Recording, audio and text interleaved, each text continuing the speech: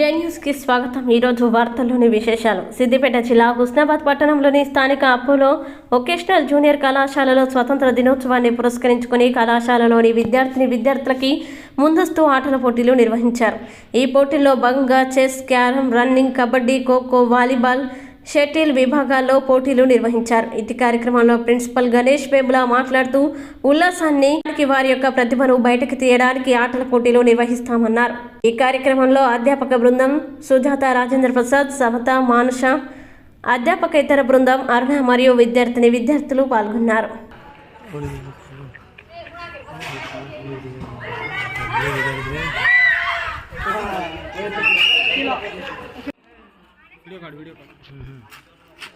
इधर roll camera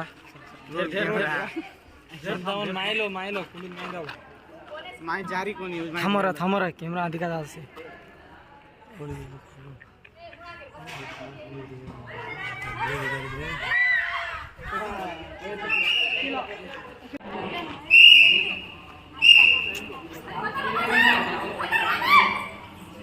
fall fall